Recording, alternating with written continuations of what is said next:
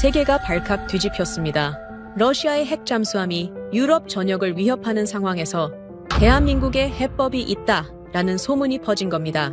하하하. 어디서 그런 헛소문을? 핵! 영국 해군 소장은 한국을 조롱했고 미국의 언론들마저 핵잠 승인은 정치적 쇼에 불과하다라는 기사를 쏟아냈습니다. 하지만 바로 그때 대한민국의 반격이 시작됐습니다. 한국의 펌프제트 기술 없이는 단 한 척의 러시아 잠수함도 추적할 수 없습니다. 나토 잠수함 작전 담당관의 절박한 고백에 전 세계는 큰 충격에 빠졌고 결국 유럽은 한국에 도와달라며 고개를 숙였죠. 도대체 무슨 일이 벌어진 걸까요? 유럽의 평화를 책임질 대한민국의 기술, 지금 시작합니다. 구독과 좋아요로 대한민국의 밝은 미래를 응원해주세요. 한국이 핵잠수함을 만든다고요? 미국이 정치 쇼에 동참한 거 아닙니까? 리처드 브루크 영국 해군 소장의 조롱이 브뤼셀 나토 상황실에 울려 퍼졌습니다. 2025년 11월 러시아 핵잠수함이 북해를 누비던 그날 오후였어요. 저는 안나 클라인, 독일 출신으로 나토 연합해군 사령부에서 대잠전 전략 분석을 총괄하고 있습니다. 해군 정보 장교로 15년, 나토에서만 10년째 일했죠. 그날도 러시아 보레이급 핵잠수함 추적 보고서를 정리하던 중이었습니다. 내부 채널에 긴급 메시지가 떴어요. 미국이 한국의 핵 추진 잠수함 개발을 공식 허용했다는 내용이었습니다. 상황실이 술렁거렸죠. 하지만 대부분 반응은 냉소적이었어요. 중국 견제용 메시지겠죠. 실제로 만들 수 있을까요? 프랑스 재무부에서 온 피에르 모로가 어깨를 으쓱했습니다. 그는 국방 예산, 특히 원자력 관련 예산을 담당하는 국장이었어요. 솔직히 저도 비슷한 생각이었습니다. 한국이 조선 강국이라는 건 알았지만 핵잠수함은 차원이 다른 문제였으니까요. 그런데 노르웨이에서 온 올라프 한센 대령이 태블릿을 들고 제 자리로 왔습니다. 안나, 이거 한번 봐요. 그가 화면을 보여줬습니다. 한국 디젤 잠수함용 펌프제트 자료인데 뭔가 이상해요. 펌프제트라. 일반적으로 핵잠수함에나 쓰는 추진 방식이었죠. 디젤 잠수함 소음의 약 70%가 프로펠러에서 발생한다는 건 기본 상식이었습니다. 그래서 조용한 펌프제트를 쓰고 싶어도 디젤 잠수함은 배터리 효율 때문에 포기하는 게 정석이었어요. 그런데 올라프가 보여준 그래프는 달랐습니다. 한국 펌프제트의 저속 구간 소음이 기존 디젤 잠수함 평균보다 확연히 낮게 나타났어요. 처음엔 측정 오류라고 생각했죠. 군사 포럼에서 몇 달 전부터 돌던 자료예요. 올라프가 설명을 이어갔습니다. 처음엔 저도 무시했는데 유럽 군사저널에서도 언급하더라고요. 그때 폴란드에서 온 야누시 코발스키가 끼어들었습니다. 국방부 방산자문관으로 해군 현대화를 담당하는 사람이었죠. 한국을 우습게 보면 안 됩니다. 그의 목소리엔 확신이 있었어요. 우리는 이미 K2 전차와 천무 자주포로 경험했어요. 처음엔 다들 비웃었죠. 지금은 어떻습니까? 폴란드가 한국 무기를 대량 구매한 건 유럽에서도 화제였습니다. 처음엔 정치적 제스처라고 했지만 실제 성능 평가는 예상을 뛰어넘었다고 들었어요. 육지에서 그랬듯이 바다에서도 한국을 그냥 웃어넘기면 후회할 겁니다. 야누 씨가 테이블을 두드렸습니다. 최소한 검토는 해야죠. 리처드가 코웃음을 쳤습니다. 핵잠수함은 미국, 영국, 프랑스가 하는 겁니다. 한국이 뭘 안다고. 하지만 올라프는 물러서지 않았어요. 북극에서 러시아 잠수함을 추적해 본 사람으로서 말하는데 저속 소음이 이만큼 줄어든다면 게임이 바뀝니다. 그는 북해와 바렌츠의 지도를 펼쳤습니다. 러시아 핵잠수함 활동 구역이 빨간색으로 표시되어 있었죠. 현재 우리 디젤 잠수함으로는 여기서 여기까지. 그가 제한된 구역을 가리켰습니다. 하지만 이 소음 수치가 맞다면 추적 가능 구역이 30%는 늘어날 겁니다. 숫자가 머릿속을 맴돌았어요. 30%. 그게 사실이라면 나토의 대잠 전략을 다시 짜야 할 수준이었습니다. 독일 조선사를 대표하는 하랄트 슈나이더가 제게 다가왔습니다. 안나, 유럽 조선소도 있는데 굳이 한국 자료를 볼 필요가 있을까요? 로비스트답게 은근한 압박이었죠. 하지만 저는 분석관입니다. 데이터가 있다면 봐야 했어요. 일단 리스트에 올리겠습니다. 제가 결정을 내렸습니다. 나토 기술검토위원회에서 판단하겠죠. 리처드가 자리를 박차고 일어났습니다. 시간 낭비예요. 한국이 핵잠수함. 20년은 더 걸릴 겁니다. 그가 나가자 상황실이 조용해졌어요. 모니터에는 여전히 러시아 핵잠수함 위치가 깜빡이고 있었습니다. 북해에 2척, 바렌츠의 세척. 우리가 추적하지 못하는 곳에는 더 있겠죠. 피에르가 한숨을 쉬었습니다. 예산이 문제예요. 한국 자료 분석하는데도 돈이 들어갑니다. 그래도 확인은 해야죠. 올라프가 고집을 부렸어요. 만약 이게 진짜라면 러시아를 막을 새로운 카드가 생기는 겁니다. 저는 한국 자료 폴더를 별도 분석 목록에 추가했습니다. 뭔가 석연치 않은 느낌이 들었어요. 미국이 한국 핵잠수함을 허용한 시점, 그리고 이 펌프제트 데이터가 나타난 시점이 묘하게 맞아떨어졌거든요. 기술팀 책임자가 제게 왔습니다. 안나, 한국 자료 1차 스캔 분석 들어갑니다.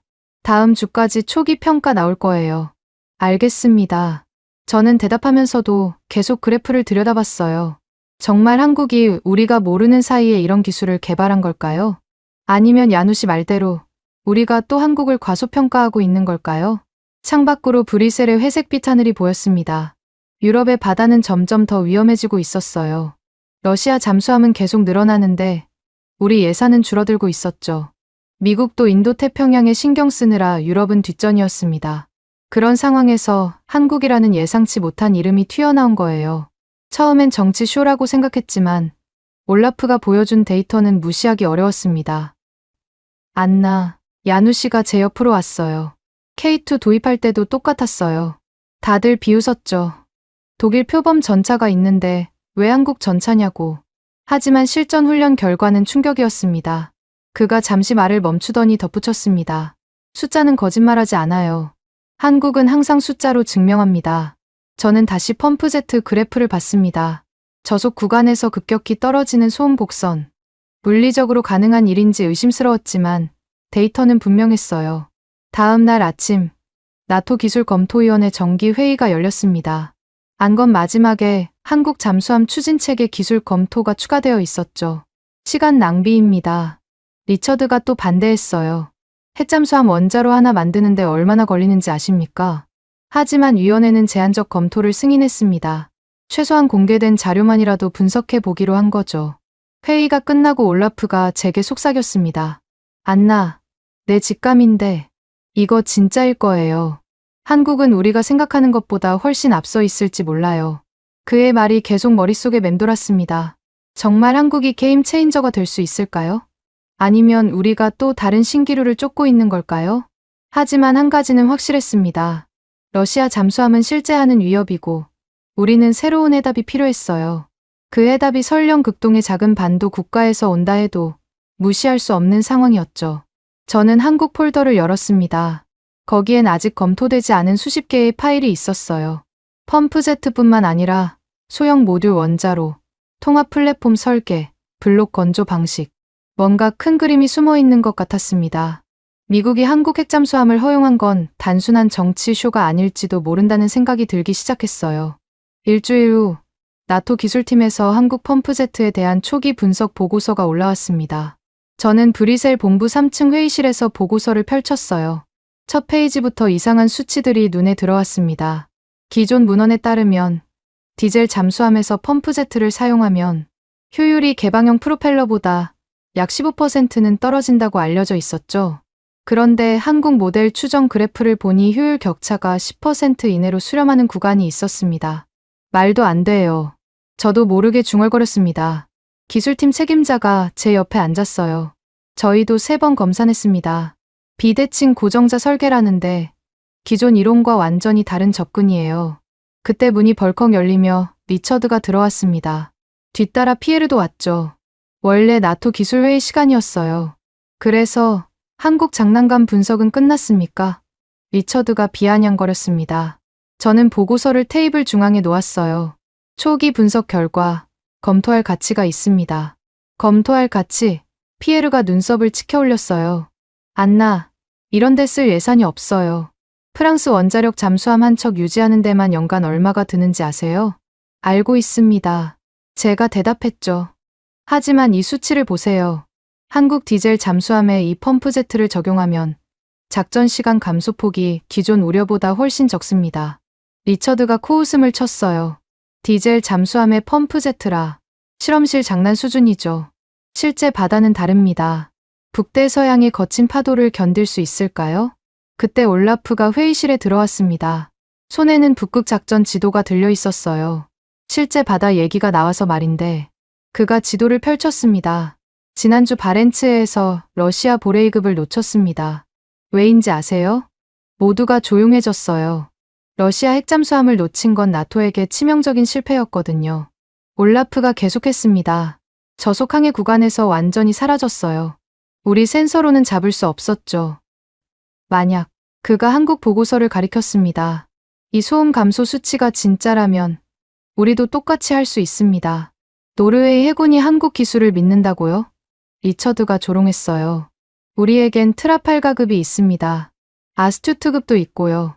그래서 몇 척이나 북극에 보낼 수 있죠. 올라프가 반박했습니다. 영국 핵잠 전부 합쳐도 10척이 안 되잖아요. 러시아는 30척이 넘습니다. 피에르가 손을 들었어요. 그렇다고 검증도 안 된 한국 기술에 투자할 순 없습니다. 우리 예산으로는 투자가 아니라 검토입니다. 제가 끼어들었어요. 최소한 정확한 데이터는 확보해야 하지 않을까요? 그때 회의실 스크린에 새로운 자료가 떴습니다. 유럽 군사저널의 최신 기사였어요. 한국형 디젤 잠수함 펌프제트, 기존 이론과 다른 유동 특성 보여라는 제목이었죠. 이미 외부에서도 주목하고 있습니다. 제가 말했어요. 우리만 모른 척할 순 없어요. 리처드가 벌떡 일어났습니다. 핵잠수함도 아닌 디젤 잠수함의 펌프제트라니. 배터리로 그걸 돌린다고요? 작전 시간이 반으로 줄어들 겁니다. 그게 바로 포인트예요. 올라프가 끼어들었습니다. 한국 자료를 보면 효율 손실이 예상보다 훨씬 적어요. 어떻게 했는지는 모르겠지만 저는 상세 페이지를 넘겼습니다. 복잡한 유체역학 계산이 빼곡했어요. 솔직히 완전히 이해하기는 어려웠지만 결론은 명확했습니다. 기존 이론과 다른 접근이에요. 기술팀 책임자가 설명했습니다. 블레이드 설계부터 덕트 형상까지 완전히 새로운 개념입니다. 피에르가 한숨을 쉬었어요. 그래도 이걸 분석하는 데 드는 비용 얘기만 하시는군요. 갑자기 야누 씨가 말했습니다. 언제 들어왔는지 회의실 뒤편에 서 있었어요. 폴란드가 K2 전차 1000대를 주문했을 때도 다들 그랬죠. 돈 낭비라고.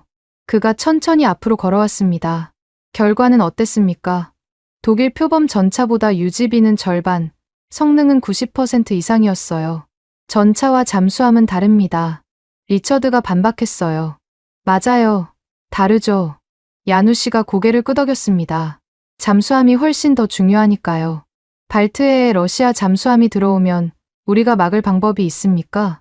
침묵이 흘렀어요. 발트해는 폴란드의 생명선이었죠. 그리고 현재 나토는 그곳을 제대로 방어할 수단이 부족했습니다. 올라프가 자신의 태블릿을 꺼냈어요. 어제 받은 자료인데 한국 해군이 자체 시험한 결과라고 합니다. 화면에 그래프가 떴습니다. 저속 구간에서 소음이 급격히 떨어지는 곡선. 러시아 최신 디젤 잠수함보다도 조용한 구간이 있었어요. 이게 가능한가요? 제가 물었습니다. 기술팀 책임자가 고개를 갸웃했어요. 이론적으로는. 글쎄요. 하지만 데이터는 일관성이 있어요. 조작이라고 보기는 어렵습니다. 리처드가 테이블을 쳤습니다. 그래도 핵잠수함이 아니면 의미 없어요. 작전 반경이 제한적이잖아요. 북해와 발트해에서는 충분합니다. 올라프가 즉시 반박했어요. 오히려 얕은 바다에서는 디젤이 더 유리할 수도 있어요. 저는 결심했습니다. 한국 측에 원본 데이터를 요청하겠습니다. 뭐라고요? 피에르가 놀랐어요. 그건 너무 성급하지 않아요. 제가 단호하게 말했습니다. 러시아는 기다려주지 않습니다. 어제도 북해에 보레이급 2척이 더 들어왔어요. 하랄트가 제게 다가왔습니다. 안나, 신중하세요. 유럽 조선업계가 어떻게 생각할지.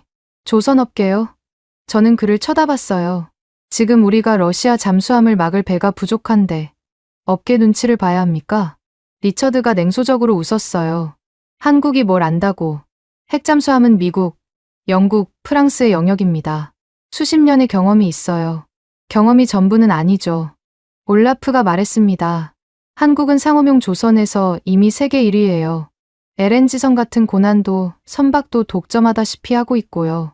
그건 민간 선박이잖아요. 피에르가 반박했어요.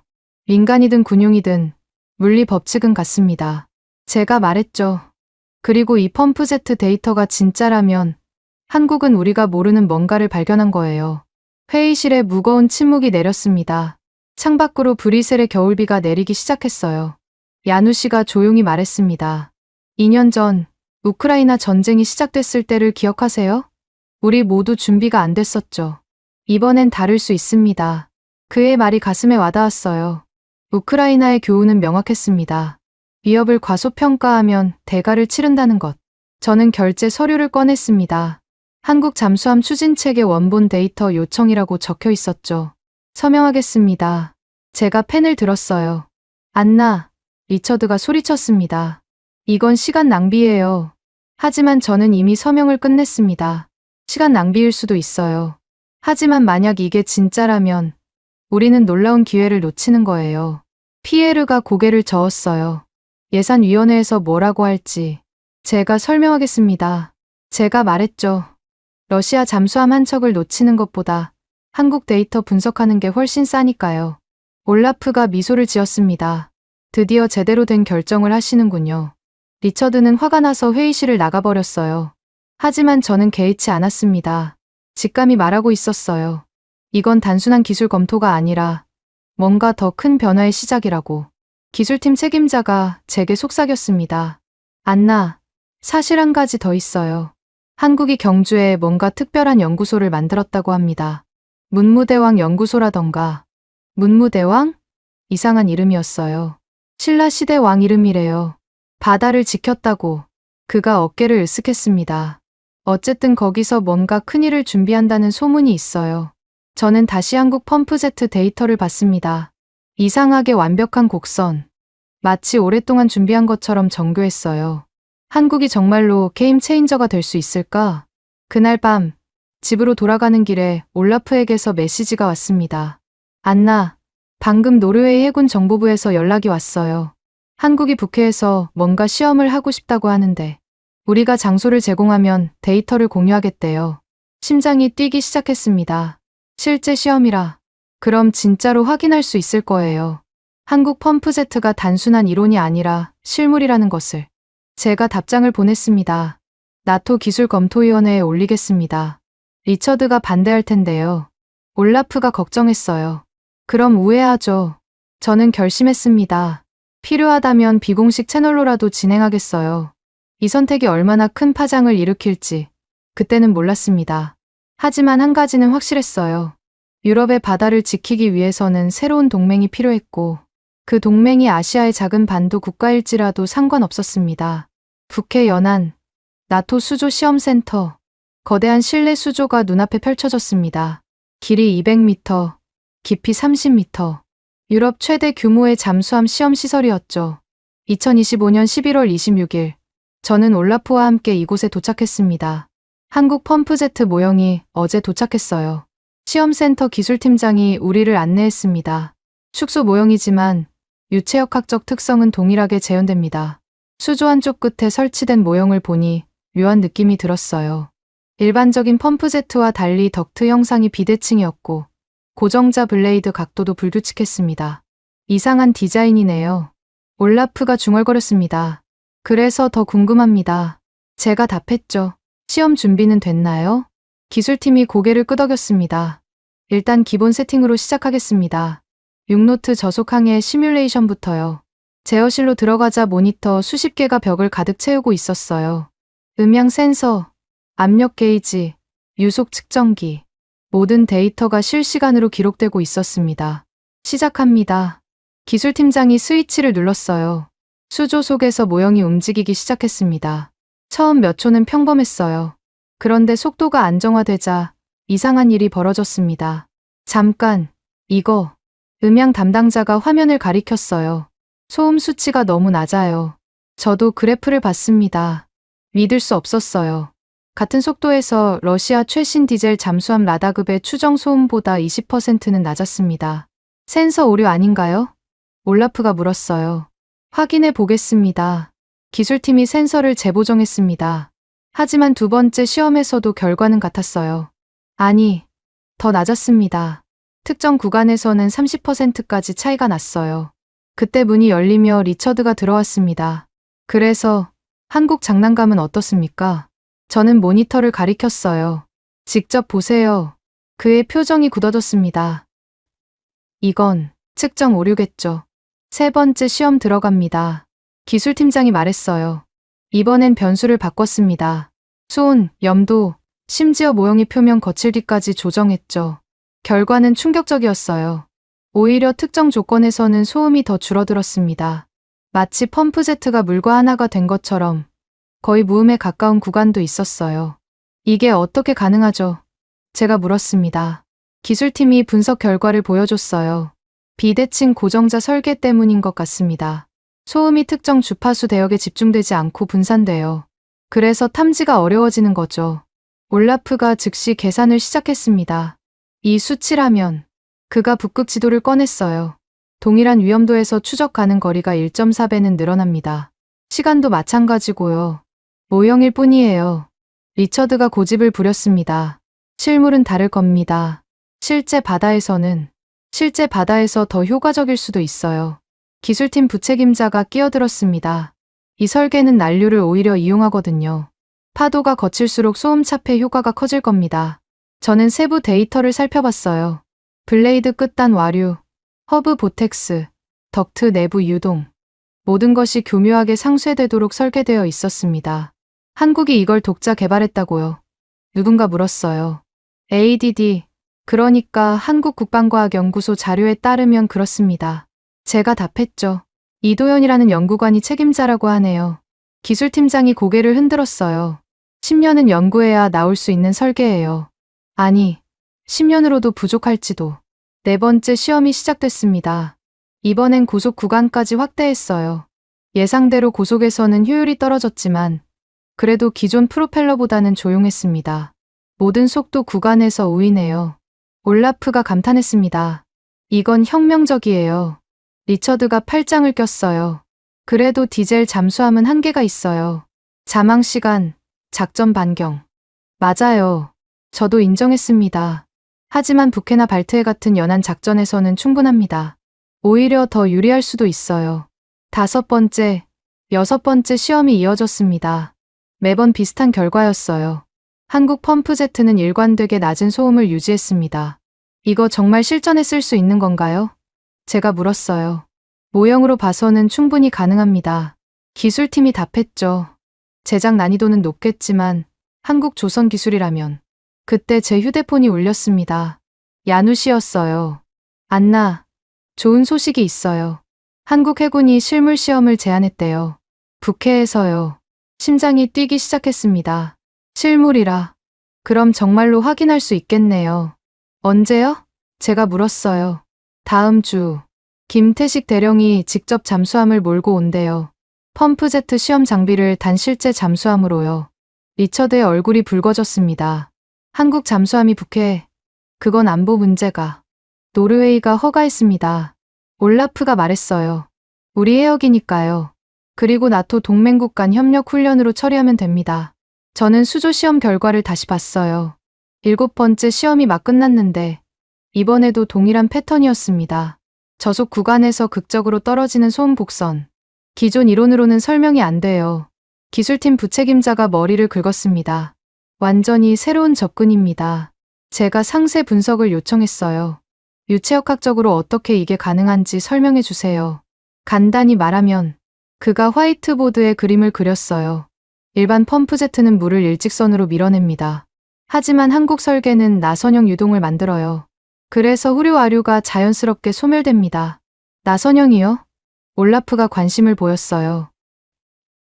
마치 어떻게 표현할까요? 태풍의 눈처럼 중심은 조용하고 주변만 회전하는 구조예요. 리처드가 코웃음을 쳤습니다. 이론은 그럴듯하네요. 하지만 실제로 만들 수 있을까요? 한국 조선소라면 가능할 겁니다. 기술팀장이 단언했어요. 그들은 LNG선 화물창 같은 초정밀 구조물도 만들잖아요. 영하 160도를 견디는 8번째 시험이 시작됐습니다. 이번엔 실전 시나리오를 재현했어요. 급가속, 급정지, 방향 전환. 모든 기동에서 한국 펌프제트는 안정적인 성능을 보였습니다. 믿기 어렵네요. 저도 모르게 중얼거렸어요. 한국이 이런 기술 강국은 숨어 있다가 갑자기 나타나는 법이죠. 올라프가 말했습니다. 일본도 그랬고 중국도 그랬어요. 이제 한국 차례인가 봅니다. 제어실에 침묵이 흘렀어요. 모니터에는 계속 데이터가 흘러나왔습니다. 매 초마다 업데이트되는 소음 수치, 압력 분포, 추진 효율. 이 정도면 기술팀이 계산기를 두드렸어요. 러시아 라다급보다 조용하고 독일 212급과 비슷한 수준이네요. 하지만 추진력은 훨씬 강합니다. 리처드가 마지못해 인정했어요. 실물도 이렇다면 인정할 수밖에 없겠네요. 하지만 그의 목소리엔 여전히 의심이 묻어 있었죠. 어차피 디젤은 디젤이에요. 핵잠수함의 상대가 될 수 없습니다. 꼭 그럴까요? 제가 반문했어요. 만약 한국이 이 기술을 핵잠수함에 적용한다면 모두가 저를 쳐다봤습니다. 한국이 핵잠수함을 만든다고요? 리처드가 비웃었어요. 원자로는 어떻게 할 건데요? 그때 기술팀 막내 직원이 손을 들었어요. 한국이 경주에 뭔가 특별한 시설을 만들었다는 소문을 들었는데요. 소형 모듈 원자로 연구소라던가. 올라프가 즉시 반응했습니다. 문무대왕 연구소 말이군요. 거기서 민군 겸용 원자로를 개발한다고 들었어요. 민군 겸용? 제가 놀랐어요. 상업용 선박과 군용 잠수함에 같은 원자로를 쓴다는 개념이래요. 그럼 단가가 엄청나게 떨어지겠죠. 리처드가 고개를 저었어요. 불가능해요. 군용 원자로는 특수하게. 한국은 불가능을 가능으로 만드는 나라예요. 야누 씨가 문을 열고 들어왔습니다.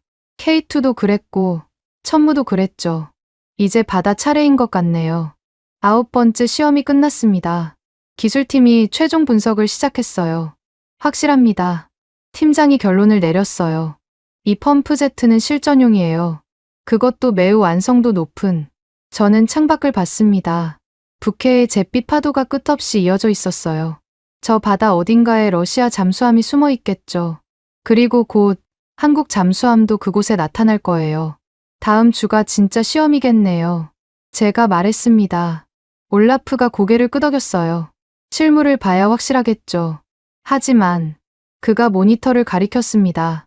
이 데이터가 맞다면 게임이 바뀔 겁니다.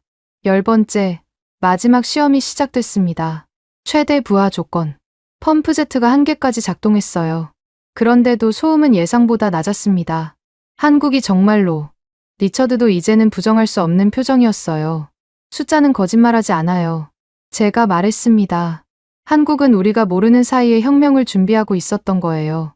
기술팀이 100페이지짜리 보고서를 출력했습니다.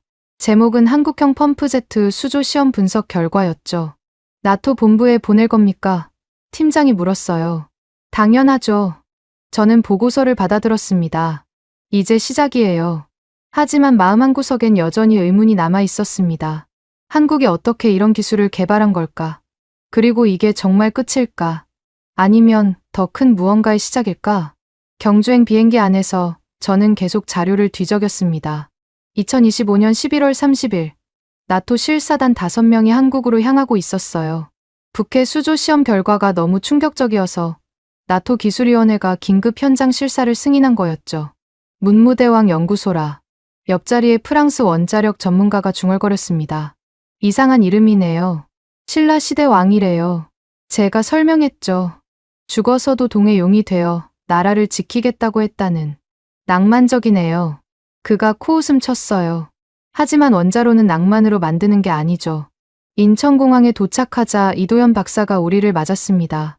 수조 시험에서 본 그 펌프제트 책임자였죠. 환영합니다. 그가 악수를 청했어요. 경주까지는 KTX로 2시간입니다. 기차 안에서 이도현 박사가 태블릿을 꺼냈습니다. 미리 설명드릴 게 있어요. 문무대왕 연구소는 일반적인 연구소가 아닙니다.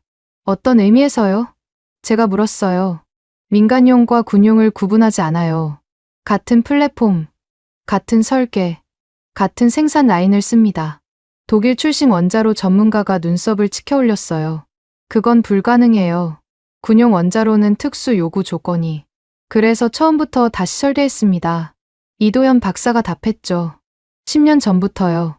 경주에 도착하자 동해가 보였습니다. 그리고 해안가 언덕 위에 거대한 연구 단지가 펼쳐져 있었어요. 예상보다 훨씬 큰 규모였습니다.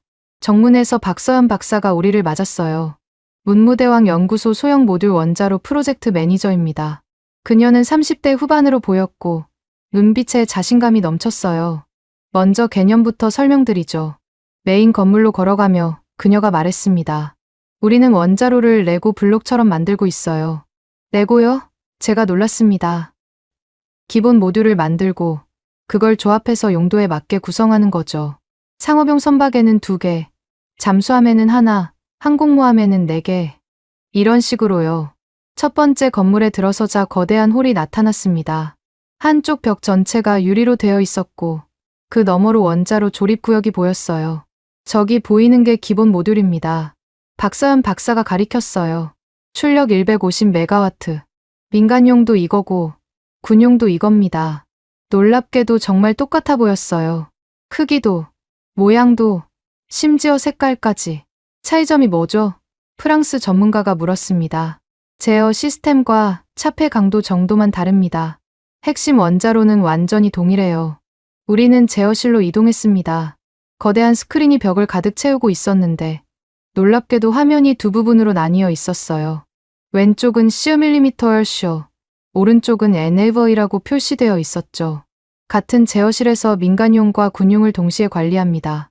박서연 박사가 설명했어요. 기본 물리는 같으니까요. 독일 전문가가 고개를 저었어요. 규제가 다를 텐데. 그래서 처음부터 더 엄격한 군용 기준에 맞췄어요. 민간용도 군용 수준으로 만드는 거죠. 그녀가 우리를 다음 구역으로 안내했습니다.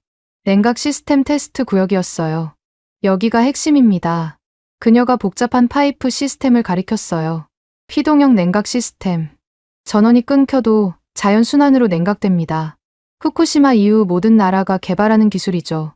프랑스 전문가가 말했어요. 맞아요. 하지만 우리는 이걸 잠수함용으로도 쓸 수 있게 만들었어요. 박서연 박사가 미소 지었습니다. 수심 300m에서도 작동하는. 제가 숨을 들이켰어요. 그건 정말 혁신적인 발상이었습니다. 다음은 연료 제작 구역이었습니다. 놀랍게도 여기서도 민간용과 군용이 같은 라인에서 생산되고 있었어요. 농축도 19.9%. 기술자가 설명했습니다. 무기급이 아니라서 국제 규제를 피할 수 있고 그러면서도 충분한 출력을 낼 수 있어요. 교체 주기는요? 제가 물었습니다. 10년입니다. 민간용도 군용도 똑같이. 이도현 박사가 끼어들었어요. 이게 핵심이에요. 같은 연료, 같은 주기면 보급이 단순해지죠.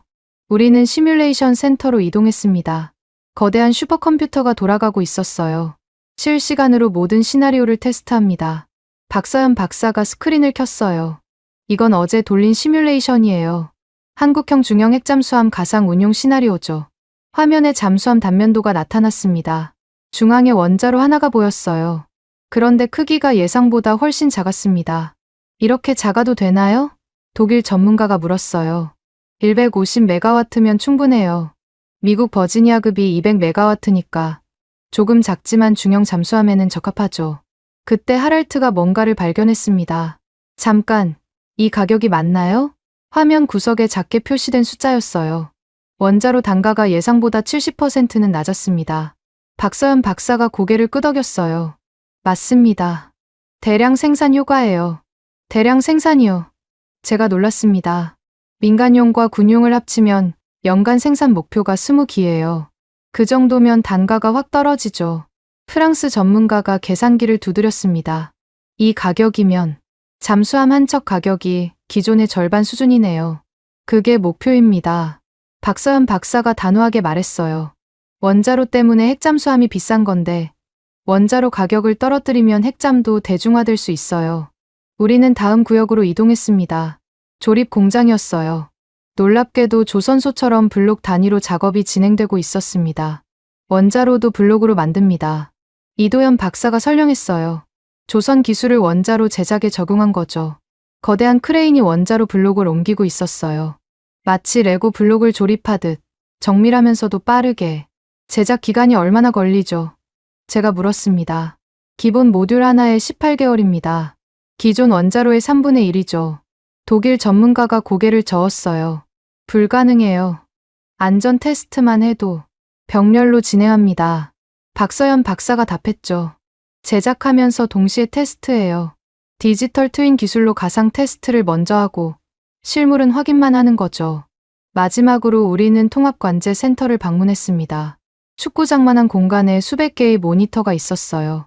여기서 모든 원자로를 모니터링합니다. 박서연 박사가 설명했어요. 현재 테스트 중인 원자로가 12기, 시뮬레이션이 50개 돌아가고 있어요. 화면을 자세히 보니 일부는 선박용, 일부는 잠수함용, 일부는 지상 발전용이었습니다. 모두 같은 기본 설계를 공유하고 있었어요. 이건 제가 말을 잇지 못했습니다. 통합 공장입니다. 박서연 박사가 자랑스럽게 말했어요. 원자로를 만드는 공장이 아니라 원자력 생태계를 만드는 곳이죠. 프랑스 전문가가 한숨을 쉬었어요. 이 정도 규모면 유럽 전체 원자력 산업을 합친 것보다 효율적일 거예요. 그게 목표입니다. 이도현 박사가 말했죠.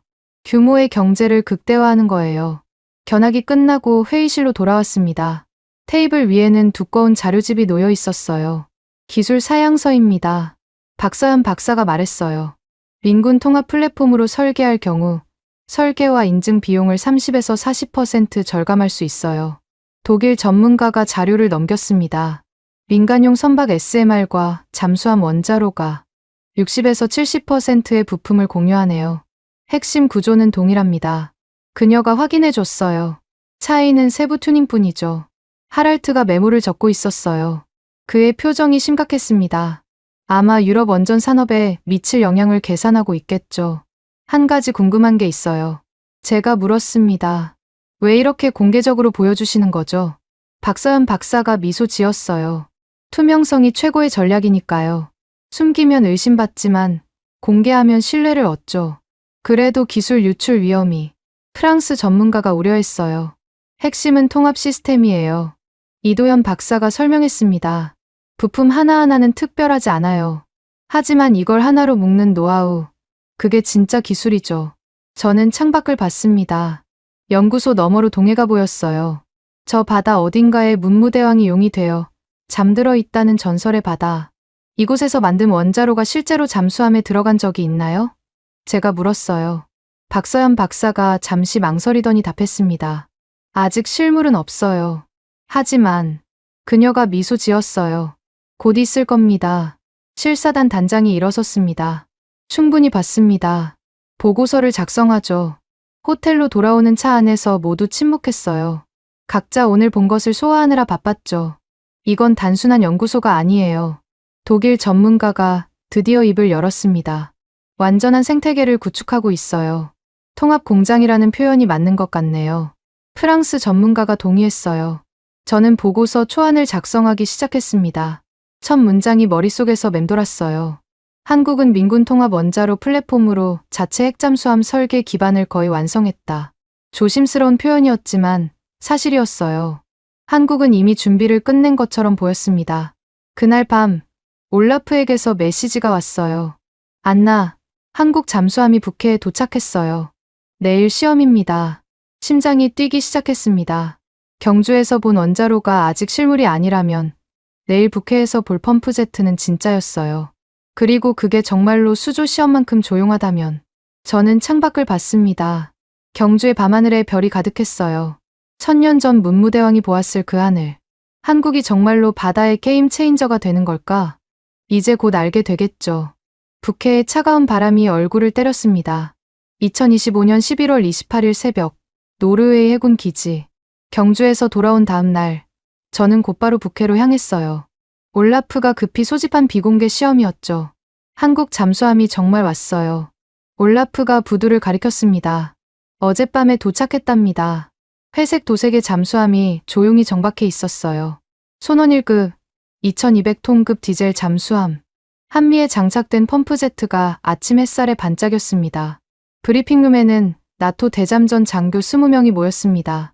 평소보다 많은 인원이었어요. 소문이 퍼진 모양이었죠. 오늘 시험은 단순합니다. 노르웨이 해군 작전참모가 설명했어요. 한국 잠수함이 지정 구역을 항해하고 우리가 탐지한다. 실전과 동일한 조건입니다. 리처드가 코웃음 쳤습니다. 디젤 잠수함을 못 찾을 리 없죠. 문제는 시간이에요. 보통은 5000m에서 탐지됩니다. 나토 대잠 헬기 편대장이 말했어요. 아무리 조용해도 3000m 안에는 들어와야 하고요. 그때 문이 열렸습니다. 김태식 대령이 들어왔어요. 한국해군 잠수함전단 작전참모. 40대 초반으로 보이는 그는 침착한 표정으로 단상에 섰습니다. 안녕하세요. 오늘 시연을 담당할 김태식입니다. 그가 영어로 말했어요. 우리 잠수함은 이미 시험 해역에 진입했습니다. 벌써요. 누군가 놀랐어요. 1시간 전에 자망했습니다. 현재 수심 100m, 속도 5노트로 이동 중입니다. 김 대령이 해도를 펼쳤어요. 이 구역 어딘가에 있습니다. 찾아보시죠. 나토 함정 4척과 대잠 헬기 2대, 초계기 1대가 동원됐습니다.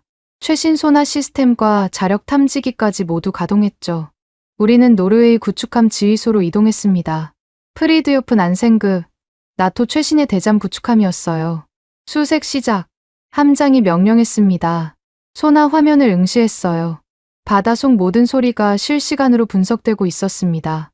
고래 울음소리, 화물선 엔진음, 파도 소리.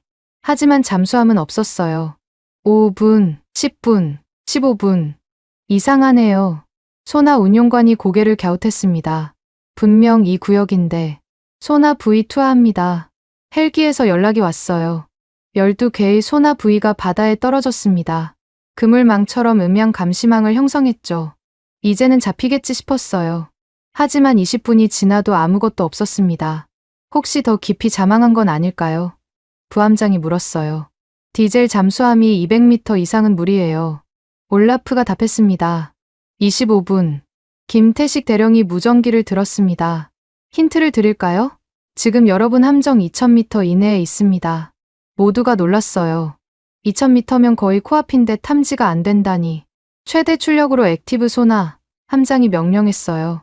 핑하는 음파가 바닷속으로 퍼져나갔습니다. 그제야 희미한 반향이 돌아왔어요.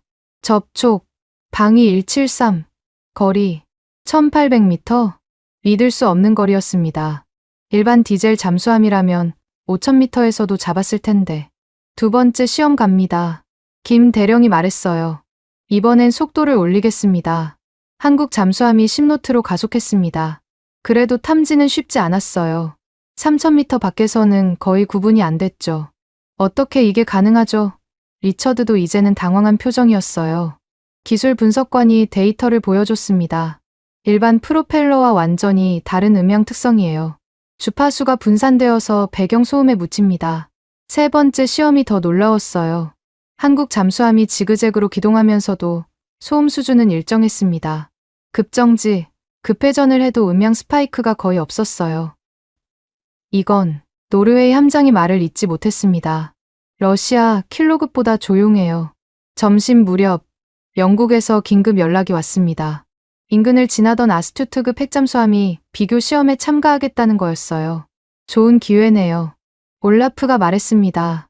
핵잠 대 디젤잠 직접 비교요. 1시간 후 영국 핵잠수함이 도착했습니다. 같은 조건, 같은 속도로 시험을 시작했죠. 충격적인 건 저속 구간이었어요.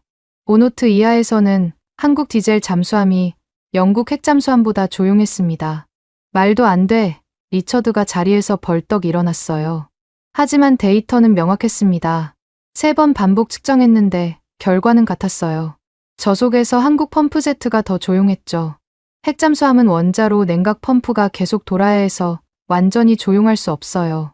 김태식 대령이 설명했습니다. 하지만 디젤은 배터리 모드에서 거의 무음이죠. 거기에 펌프제트까지 더하면 오후에는 한국 잠수함 내부를 견학했습니다. 좁은 통로를 따라 이동하니 추진 제어실이 나왔어요.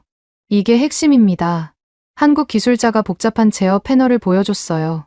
펌프제트 블레이드 각도를 실시간으로 조정합니다.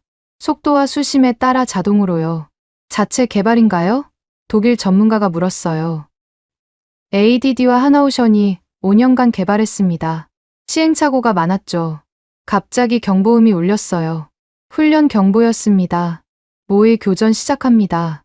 김 대령이 알렸어요. 나토 함정이 우리를 추적하고 우리는 회피합니다. 잠수함이 자망했습니다. 좁은 함내에서 승조원들이 일사불란하게 움직였어요. 긴장감이 돌았죠. 적 구축함, 방위 330, 거리 5000. 소나 담당이 보고했어요. 좋아. 저속 모드로 전환. 함장이 명령했습니다. 펌프제트 회전수가 떨어졌어요. 하지만 이상하게도 추진력은 유지됐습니다. 비대칭 블레이드가 효율을 극대화한 덕분이었죠. 30분간 추적전이 이어졌습니다. 나토 함정들은 계속 한국 잠수함을 놓쳤어요. 반대로 한국 잠수함은 정확히 나토 함정 위치를 파악하고 있었죠. 어뢰 발사 각도 확보, 무기 담당이 보고했어요. 물론 모의입니다만, 만약 실전이었다면 나토 함정은 이미 격침됐을 거예요. 시험이 끝나고 디브리핑이 시작됐습니다. 회의실에 모인 장교들의 표정이 심각했어요. 오늘 결과를 정리하면 제가 노트북을 열었습니다. 한국형 펌프제트는 기존 디젤 잠수함 대비 20에서 30% 낮은 소음을 기록했습니다. 그것도 재현율 100%로요. 올라프가 덧붙였죠. 야누 씨가 손을 들었어요. 이 기술이 수출 가능한가요? 김태식 대령이 고개를 끄덕였습니다. 물론입니다. 이미 여러 나라에서 관심을 보이고 있어요. 폴란드도 포함해서요. 야누 씨가 물었어요. 특히 폴란드요. 김 대령이 미소 지었습니다. 육지에서 좋은 관계를 맺었으니 바다에서도 그러길 바랍니다. 리처드가 마지못해 인정했어요. 한국 기술이 이 정도일 줄은 솔직히 놀랍습니다. 이건 시작일 뿐입니다. 김 대령이 의미심장하게 말했어요. 경주에서 뭘 봤는지 모르지만 그게 완성되면 모두가 조용해졌습니다. 경주의 원자로 통합 플랫폼, 그게 이 펌프제트와 결합된다면 중형 핵잠수함을 절반 가격에 만들 수 있을 겁니다. 김 대령이 확인해 줬어요. 그것도 이런 저소음으로요. 저녁, 장교 클럽에서 비공식 만찬이 있었습니다. 올라프가 맥주잔을 들었어요. 한국 해군의 건배, 오늘 우리 눈을 뜨게 해줬습니다. 육지에서 K2와 천무로 그랬듯이 야누 씨가 덧붙였죠. 이제 바다에서도 한국이 증명했네요. 김태식 대령이 일어섰습니다. 한 가지 더 보여드릴 게 있습니다. 그가 노트북을 열었어요. 화면에 시뮬레이션이 떴습니다. 북극해 지도 위에 잠수함들이 움직이고 있었죠. 이게 현재 러시아 잠수함 예상 항로입니다. 그가 설명했어요. 그리고 이게 화면이 바뀌었습니다. 한국형 잠수함 4척이 추가됐어요. 감시 구역이 극적으로 넓어졌죠. 이 정도면 러시아 잠수함 대부분을 추적할 수 있습니다. 올라프가 감탄했어요. 그것도 기존 예산의 절반으로요. 김 대령이 강조했습니다. 리처드가 한숨을 쉬었어요. 인정하기 싫지만 한국이 답일 수도 있겠네요. 그날 밤 호텔로 돌아오며 생각했습니다. 어제 경주에서 본 원자로 플랫폼, 오늘 북해에서 확인한 펌프제트 성능. 한국은 정말로 준비가 끝난 것 같았어요. 이제 나토가 결정할 차례다. 내일 브뤼셀로 돌아가면 보고서를 써야 했습니다. 제목은 이미 정했어요. 한국형 잠수함 기술 유럽 해양 방위의 새로운 옵션. 러시아 잠수함의 위협은 날로 커지고 있었고 우리는 새로운 해답이 필요했습니다. 그 해답이 극동의 작은 나라에서 왔다는 게 아이러니했지만 숫자는 거짓말하지 않았어요. 창밖으로 북해의 어둠이 보였습니다. 저 바다 어딘가에 러시아 잠수함이 숨어 있겠죠. 하지만 이제 우리도 그들처럼 조용해질 수 있었습니다. 한국의 도움으로 브뤼셀 나토 본부 전략기획실 2025년 11월 29일 새벽 2시 저는 여전히 노트북 앞에 앉아 있었습니다. 북해에서 돌아온 직후부터 보고서를 쓰기 시작했는데 이미 8시간째였어요. 러시아 해상 위협 대응 새로운 억제 구조 제안. 제목은 단순했지만 내용은 혁명적이었습니다. 기존의 미국, 영국, 프랑스 중심 구조에 한국을 추가하는 시나리오였으니까요. 커피를 한 모금 마시고 다시 키보드를 두드렸습니다. 경주에서 본 원자로 데이터, 북해에서 확인한 펌프제트 성능. 모든 걸 종합해서 하나의 그림을 그려야 했어요. 아직도 안 주무세요? 올라프가 들어왔습니다. 그도 못 잔 모양이었어요. 이걸 어떻게 설명해야 할지. 저는 화면을 가리켰습니다. 한국을 나토 해양 전략에 넣는다는 게 쉬운 일이 아니잖아요. 올라프가 제 옆에 앉았어요. 하지만 필요한 일이죠. 러시아는 기다려주지 않으니까. 저는 첫 번째 시뮬레이션을 열었습니다. 유럽 해역 지도 위에 현재 나토 잠수함 배치가 표시되어 있었어요. 영국 아스투트급 7척, 프랑스 쉬프랑급 6척. 그게 전부였습니다. 이것만으로는 부족해요. 제가 말했죠. 러시아는 30척이 넘는데. 그래서 한국이 필요한 거죠. 올라프가 두 번째 시뮬레이션을 열었습니다. 지도가 바뀌었어요. 한국형 중형 핵잠수함 4척이 추가됐습니다. 북해에 2척, 발트해 1척, 노르웨이에 1척. 감시 구역이 눈에 띄게 늘어났어요. 정확히 계산하면 저는 수치를 입력했습니다. 기존 대비 1.3배에서 1.5배까지 감시 구역이 확대됩니다. 올라프가 고개를 끄덕였어요. 그것도 비용은 절반이고요. 제가 경제성 분석 파일을 열었습니다. 민군 통합 원자로 플랫폼과 모듈식 건조 방식을 적용하면 생애주기 비용이 기존 서방 핵잠 대비 20에서 30% 절감된다는 계산이었어요. 믿기 어려운 숫자예요. 저도 인정했습니다. 하지만 경주에서 직접 봤잖아요. 아침 6시 피에르가 도착했습니다. 프랑스 재무부 국방예산국장. 그의 표정이 어두웠어요. 안나, 이 보고서 내용이 사실인가요? 그가 초안을 흔들었습니다. 모든 데이터는 검증됐어요. 한국 잠수함이 우리 핵잠수함 절반 가격이라고요. 정확히는 60에서 70% 수준입니다. 제가 정정했죠. 피에르가 의자에 털썩 앉았어요. 이게 공개되면 프랑스 조선업계가. 하지만 러시아 위협은 현실이에요. 올라프가 끼어들었습니다. 체면보다 생존이 먼저 아닐까요? 9시. 긴급 전략회의가 소집됐습니다. 나토 주요국 대표 15명이 모였어요. 제 보고서 초안이 이미 공유된 상태였죠. 설명해 주시죠. 의장이 말했습니다. 저는 일어섰어요. 현재 나토의 대잠 전력으로는 러시아를 막기 어렵습니다. 특히 북극 항로와 북해, 발트해에서요. 첫 번째 슬라이드를 띄웠습니다. 빨간색으로 표시된 러시아 잠수함 활동 구역이 유럽 연안 대부분을 뒤덮고 있었어요. 기존 구조로는 이 중 30%만 감시 가능합니다. 제가 레이저 포인터로 가리켰죠. 나머지는 사각지대예요. 리처드가 손을 들었어요. 그래서 한국을 끌어들이자는 건가요? 저는 다음 슬라이드로 넘겼습니다. 한국형 중형 핵잠수함을 추가하면 이렇게 됩니다. 지도가 바뀌었어요.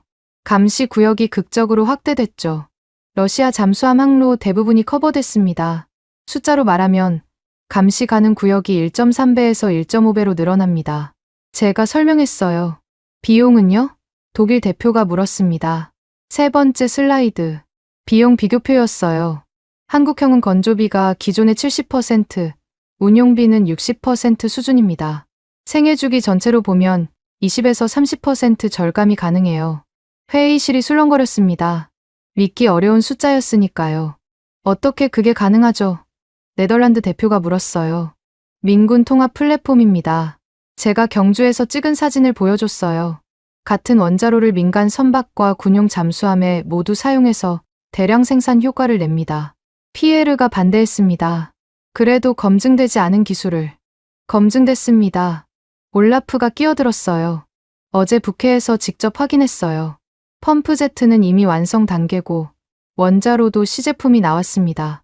저는 네 번째 슬라이드를 띄웠습니다. 새로운 억제 구조라는 제목이었어요. 제안하는 구조는 이렇습니다. 제가 도표를 가리켰죠. 기존의 미국, 영국, 프랑스 축은 유지하되 동북유럽 해역의 한국형 중형 핵잠 축을 추가하는 겁니다. 도표는 삼각형에서 사각형으로 바뀌었어요. 더 안정적인 구조였죠. 이게 나토의 공식 전략이 될 수 있을까요? 벨기에 대표가 조심스럽게 물었어요. 제3의 축이라고 생각하면 됩니다. 제가 답했습니다. 미국은 태평양, 영국은 대서양, 프랑스는 지중해, 그리고 한국이 북해와 발트해를 담당하는 거죠. 리처드가 고개를 저었어요. 한국은 나토 회원국이 아니에요. 하지만 파트너국이죠. 야누시가 발언했습니다. 폴란드는 이미 한국과 방산 협력을 하고 있어요. 해상으로 확대하는 것뿐입니다. 점심시간까지 토론이 이어졌습니다. 반대도 많았지만 현실적 필요성을 부정할 수는 없었어요. 잠시 쉬고 오후에 계속하죠. 의장이 선언했습니다. 점심은 올라프, 야누시와 함께 했어요. 나토 본부 구내식당이었지만 분위기는 무거웠죠. 반대가 예상보다 적네요. 야누시가 말했어요. 아직 결정된 건 아니에요. 제가 답했죠. 오후가 진짜 승부예요. 오후 회의가 재개됐습니다. 이번엔 군사 전문가들이 추가로 참석했어요. 기술적 검토를 했습니다. 나토 해군 기술위원회 의장이 발표했어요. 한국 펌프제트는 실전 운용이 가능한 수준이고 원자로도 2-3년 내 완성 가능할 것으로 보입니다. 그럼 실제로 가능하다는 거네요. 노르웨이 대표가 확인했어요. 그리고 기술위원장이 잠시 멈췄습니다. 한국이 이미 선체 건조를 시작했다는 정보가 있습니다. 모두가 놀랐어요. 저도 처음 듣는 얘기였죠. 언제부터요? 제가 물었습니다. 6개월 전부터. 울산 현대중공업에서 특수구역을 만들어 작업 중이라고 합니다. 리처드가 테이블을 쳤어요. 그럼 이미 시작된 거잖아요. 그래서 더욱 현실적인 옵션입니다. 기술위원장이 답했죠. 피에르가 한숨을 쉬었어요. 프랑스 정부가 뭐라고 할지. 하지만 선택의 여지가 있나요? 독일 대표가 물었습니다. 러시아 잠수함은 계속 늘어나는데 우리 예산은 줄어들고 있어요. 저는 마지막 슬라이드를 준비했습니다. 결론이었어요. 제안을 정리하겠습니다. 제가 일어섰어요. 첫째, 한국을 나토 해양 전략의 제3축으로 검토한다. 둘째, 한국형 중형 핵잠수함 도입 가능성을 공식 연구한다. 셋째, 내년 상반기까지 구체적 계획을 수립한다. 투표하죠. 의장이 말했습니다. 손이 하나둘 올라갔어요. 찬성 9, 반대 4, 기권 2. 통과였습니다. 그럼 공식 문서에 넣겠습니다. 의장이 선언했어요. 한국을 새로운 해상 억제축 후보로 검토한다고요. 회의가 끝나고 저는 자리에 남았습니다. 믿기지 않았어요. 제가 쓴 보고서가 나토 전략을 바꾼 거였으니까요. 올라프가 어깨를 두드렸어요. 잘했어요, 안나. 역사적인 날이에요. 시작일 뿐이에요. 제가 답했죠. 이제 실행이 남았어요. 그날 저녁 비공식 모임이 있었습니다. 주요국 실무자들이 모여 세부 사항을 논의했어요. 한국과 어떻게 접촉하죠? 네덜란드 대표가 물었어요. 이미 채널이 있습니다. 야누시가 답했어요. 폴란드가 중개할 수 있어요. 기술 이전은? 독일 대표가 물었습니다. 한국은 기술 이전을 요구하지 않아요. 제가 설명했죠. 오히려 그들이 기술을 제공하는 입장이에요. 피에르가 와인잔을 돌렸어요. 솔직히 자존심 상하네요. 프랑스가 원자력 잠수함 종주국인데 자존심보다 생존이 먼저예요. 리처드가 의외의 발언을 했습니다. 저도 인정하기 싫지만 한국이 답일 수 있어요. 밤 10시 저는 사무실로 돌아왔습니다.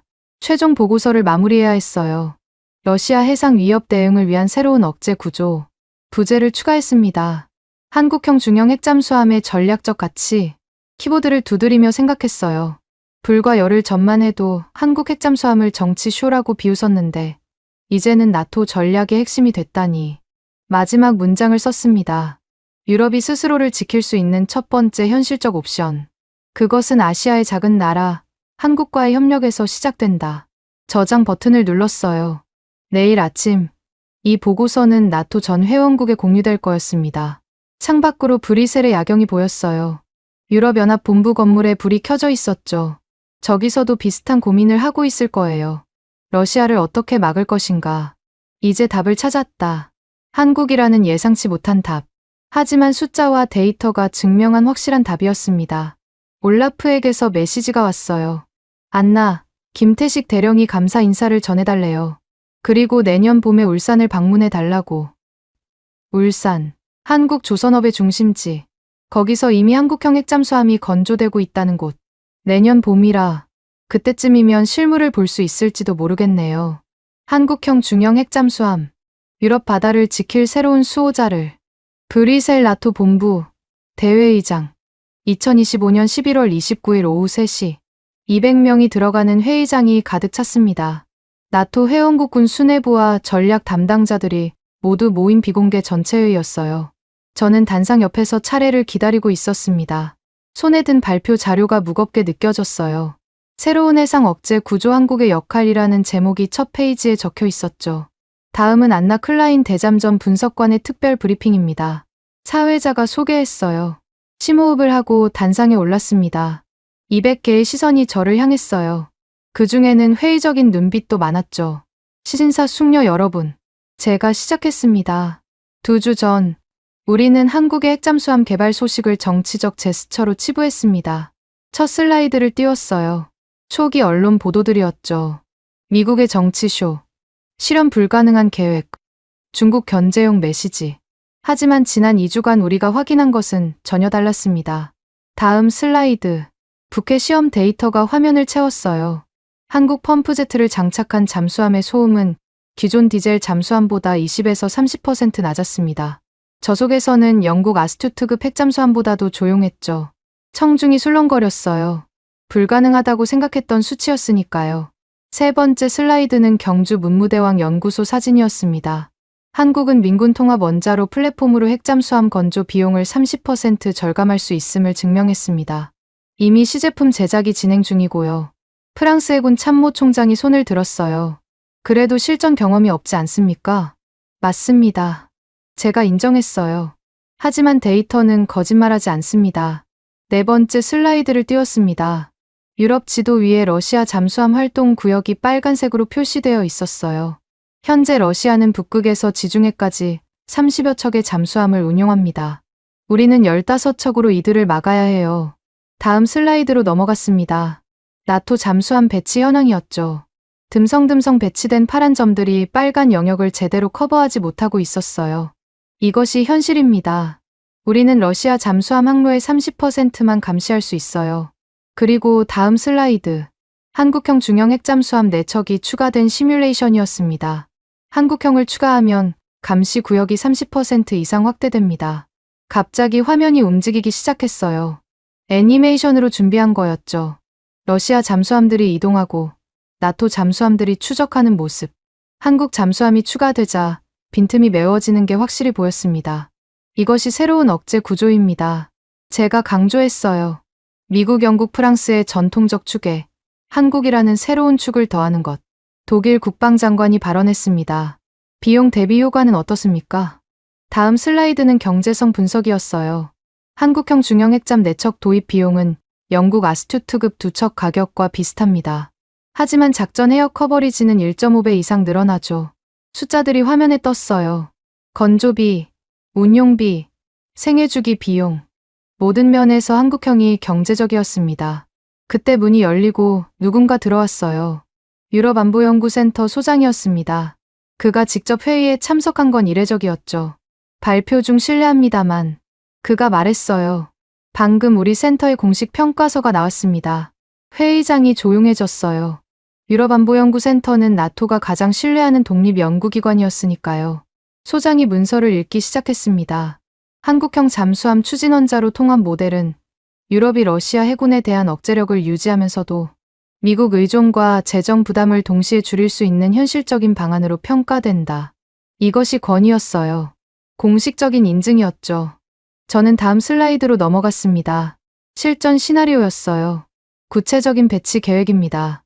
북해에 2척, 발트해에 1척, 노르웨이에 1척.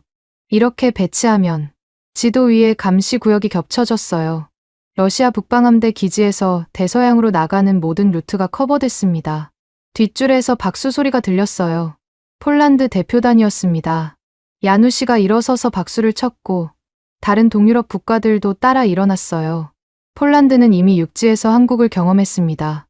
야누시가 발언했어요. K2 전차와 천무자주포가 우리 육군을 바꿨듯이 한국 잠수함이 우리 해군을 바꿀 거라 믿습니다. 체코 대표가 동의했어요. 우리도 한국 무기를 검토 중입니다. 품질은 독일제 수준이고 가격은 절반이에요. 분위기가 바뀌기 시작했어요. 처음엔 팔짱을 끼고 있던 장성들이 메모를 하기 시작했고 회의적이던 표정들이 진지해졌습니다. 저는 다음 슬라이드를 준비했어요. 언론 반응이었습니다. 이미 유럽 주요 매체들이 주목하고 있습니다. BBC 한국, 유럽 해양 방위의 다크호스로 부상, 르몽드 아시아의 조선 강국, 나토의 새로운 파트너가 되나, 슈피겔 한국형 잠수함, 러시아 위협의 해답일까? 특히 주목할 것은 제가 다음 자료를 띄웠어요. 어제 있었던 유럽 방송 토론입니다. 화면에 영상이 재생됐어요. 유명한 군사 전문가가 말하고 있었죠. 처음에는 저도 정치 쇼라고 생각했습니다. 하지만 데이터를 보니 생각이 바뀌었어요. 한국은 이미 준비가 끝난 상태였습니다. 옆에 있던 다른 전문가가 덧붙였어요. 유럽이 너무 오만했던 것 같습니다. 아시아의 기술력을 과소평가했어요. 영상이 끝나자 회의장 분위기가 완전히 달라져 있었어요. 리처드 브루크 영국 제독이 일어섰습니다. 2주 전 가장 강하게 반대했던 사람이었죠. 인정합니다. 그가 말했어요. 한국을 과소평가했어요. 데이터가 이 정도라면 협력을 검토해야 합니다. 피에르 모로도 마지못해 동의했어요. 프랑스 산업계는 반대하겠지만 안보가 우선이죠. 노르웨이 국방장관이 발언했습니다. 우리는 이미 한국과 협력 채널을 열었습니다. 내년 초 공동훈련을 계획 중이에요. 네덜란드도 관심을 보였어요. 우리도 참가하고 싶습니다. 덴마크, 벨기에, 포르투갈. 하나둘씩 손을 들었어요. 저는 마지막 슬라이드를 준비했습니다. 결론이었어요. 이제 선택의 시간입니다. 제가 말했어요. 러시아의 위협은 현실이고 우리의 자원은 한정적입니다. 한국과의 협력은 선택이 아니라 필수가 될 수 있습니다. 화면에 큰 글씨가 떴어요. 유럽 바다의 새로운 수호자 한국. 나토 사무총장이 일어섰습니다. 표결하겠습니다. 한국을 나토 해양 전략의 새로운 축으로 공식 검토하는 안에 대해 손들이 올라가기 시작했어요. 하나, 둘, 셋. 28개국 중 23개국이 찬성했습니다. 압도적인 지지였어요. 통과되었습니다. 사무총장이 선언했어요. 한국과의 해양 안보 협력을 공식 추진합니다. 박수가 터져 나왔어요. 저도 모르게 눈물이 날 뻔했습니다. 2주간의 노력이 결실을 본 순간이었으니까요. 하지만 가장 인상적인 건 따로 있었어요. 회의가 끝나고 로비로 나오니 젊은 장교들이 모여 있었습니다. 그들이 보고 있는 건 태블릿 화면이었어요. 이게 한국 잠수함이래요. 펌프제트 구조가 정말 독특하네. 원자로도 모듈식이라니 천재적이야. 2주 전만 해도 한국을 비웃던 그들이었어요. 이제는 진지하게 한국 기술을 공부하고 있었죠. 올라프가 제 옆으로 왔어요. 안나, 해냈어요. 아직 시작이에요. 제가 답했죠. 이제 실행이 남았어요. 그때 독일 공영방송 기자가 다가왔습니다. 클라인 분석관님, 인터뷰 좀. 죄송하지만 공식 발표는 내일 있을 겁니다. 기자가 물러가고 저는 창밖을 봤어요. 브뤼셀의 하늘이 어둑어둑해지고 있었죠. 저녁 비공식 리셉션이 열렸습니다. 미국 대표가 제게 다가왔어요. 솔직히 놀랐습니다. 우리도 한국 잠수함 성능을 알고 있었지만 유럽이 이렇게 빨리 받아들일 줄은. 필요가 급했으니까요. 제가 답했어요. 그가 의미심장하게 웃었습니다. 사실 미국도 한국 잠수함에 관심이 있어요. 태평양에서도 쓸 수 있거든요. 일본 옵서버도 왔어요. 우리도 한국과 협력을 검토 중입니다. 물론 복잡한 역사가 있지만 안보 앞에서는 모두가 현실적이 되죠. 제가 말했어요. 밤 9시 나토 공보실에서 보도자료가 나갔습니다. 나토, 한국과 해양 안보 협력 공식 추진, 한국형 잠수함 기술, 유럽 방위의 기여 기대, 새로운 억제 구조로 러시아 위협 대응. 삽시간에 언론이 들끓었어요. 게임 체인저, 한국, 조선 강국에서 방위 파트너로 야누 씨가 샴페인을 들고 왔어요. 축하해요, 안나. 당신이 역사를 바꿨어요. 우리 모두가 한 일이에요. 제가 잔을 들었습니다. 한국과 유럽의 새로운 동맹을 위하여. 잔이 부딪히는 소리가 울렸어요. 그날 밤 호텔로 돌아오는 길에 메시지가 왔습니다. 김태식 대령이었어요. 안나님, 오늘 발표 잘 봤습니다. 한국 해군 모두가 감동했어요. 이제 우리도 유럽의 바다를 함께 지킬 수 있게 됐네요. 저는 답장을 보냈습니다. 이제 시작입니다. 함께 만들어가요. 창밖으로 브뤼셀의 야경이 흘러갔어요. 불 켜진 건물들, 오가는 자동차들, 평화로운 일상. 이 모든 것을 지키기 위해 우리가 싸우고 있는 거였죠. 그리고 이제 그 싸움에 새로운 동료가 합류했습니다. 극동의 작은 나라, 한국. 더 이상 작게 보이지 않는 이름이었습니다. 2025년 11월 30일, 북해 연안. 아침 안개가 걷히자 회색빛 바다가 모습을 드러냈습니다. 노르웨이 해군 기지 브리핑룸에는 특별한 손님들이 있었어요. 한국 해군 장교 5명이 나토 장교들과 함께 앉아 있었죠. 오늘은 역사적인 날입니다. 올라프가 브리핑을 시작했어요. 한국과 나토가 처음으로 합동 대잠 훈련을 실시합니다. 테이블 위에는 북해 해도가 펼쳐져 있었어요. 빨간색으로 표시된 가상 러시아 잠수함 항로, 파란색 나토 함정 위치, 그리고 새롭게 추가된 녹색 점. 한국 잠수함이었죠. 김태식 대령이 일어섰습니다. 우리 손원이람은 현재 북해 제3구역에 대기 중입니다. 펌프제트 실전 테스트를 겸한 훈련이 될 겁니다. 옆에 앉은 젊은 한국 장교가 태블릿을 들었어요. 실시간 데이터 공유 시스템도 준비됐습니다. 나토 전술 데이터링크와 호환되도록 수정했어요. 리처드가 들어왔습니다. 2주 전과는 완전히 다른 표정이었어요. 한국 동료들, 환영합니다. 그가 악수를 청했어요. 이제 같은 바다를 지키는 동료니까요.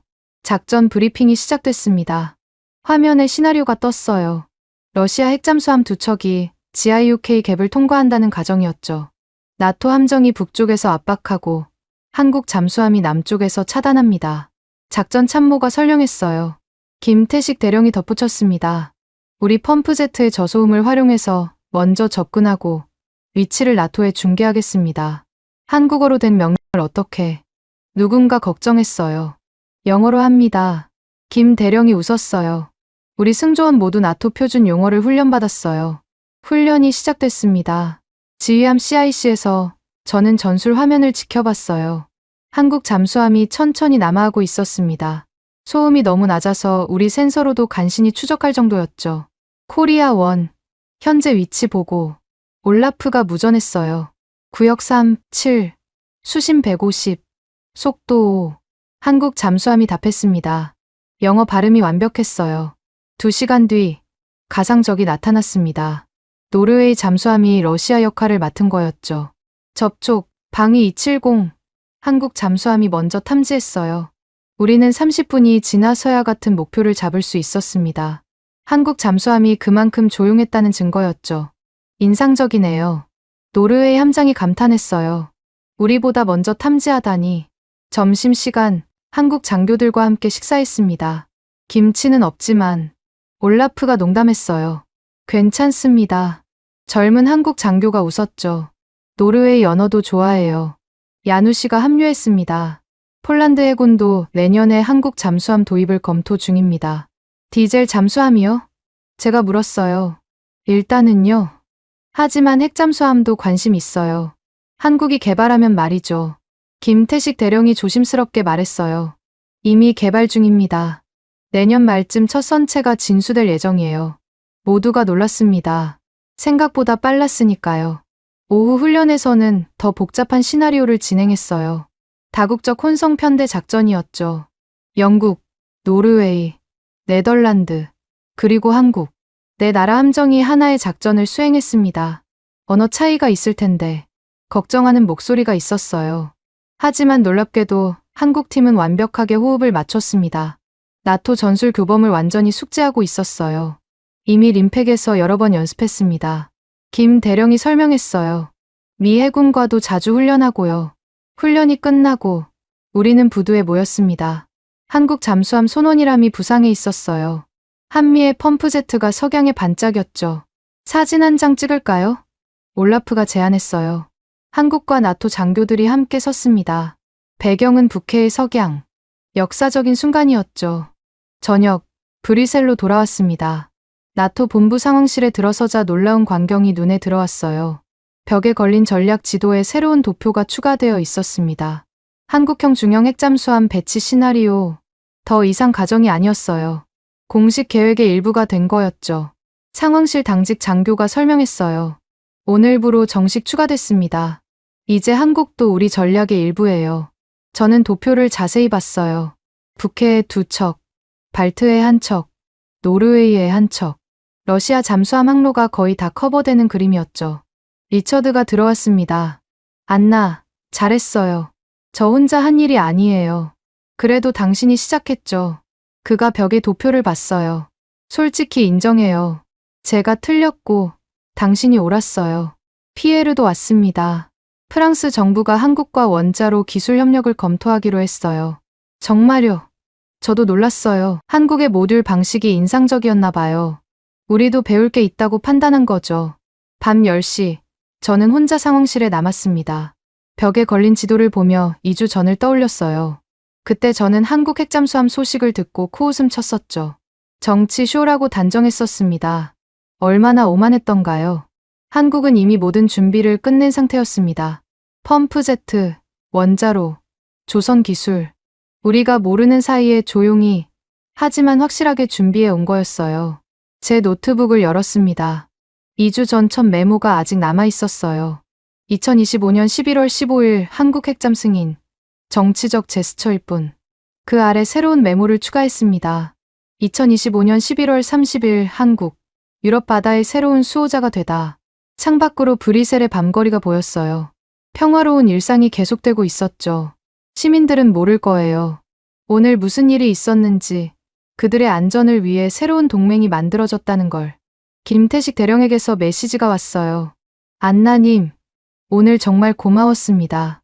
한국 해군 전체가 큰 자부심을 느끼고 있어요. 이제 우리도 세계 평화에 기여할 수 있게 됐으니까요. 저는 답장을 썼습니다. 고마운 건 저입니다. 한국이 없었다면 우리는 여전히 러시아 위협 앞에서 무력했을 거예요. 보내기 버튼을 누르고 다시 지도를 봤습니다. 유럽의 바다, 대서양에서 북극해까지, 지중해에서 발트해까지, 이제 그 모든 바다에 새로운 이름이 새겨질 거였습니다. 한국, 더 이상 낯선 이름이 아니었어요. 이제는 동료였고, 파트너였고, 함께 바다를 지킬 전우였습니다. 저는 일어섰어요. 집에 갈 시간이었죠. 마지막으로 한 번 더 지도를 봤습니다. 한국형 핵잠수함이 표시된 그 지도를. 이게 시작이다. 문을 나서며 생각했어요. 앞으로 더 많은 일이 일어날 거예요. 한국과 유럽의 협력은 이제 막 시작됐으니까요. 복도에서 젊은 분석관을 만났어요. 클라인 선배님, 한국 잠수함 자료 좀 봐주실 수 있나요? 공부하고 싶은데. 물론이죠. 저는 미소 지었어요. 2주 전엔 아무도 관심 없던 한국 자료를 이제는 모두가 공부하고 싶어 했습니다. 변화는 이미 시작됐어요. 조용히, 하지만 확실하게. 마치 한국 잠수함이 바다를 항해하듯이 말이죠. 제시도. 대한민국이 잘하고 있다고 생각하신다면, 한국 최고, 대한민국이 아직 멀었다고 생각하신다면, 한국 힘내라. 여러분의 생각을 댓글로 남겨주세요. 지금까지 감동을 더하다였습니다.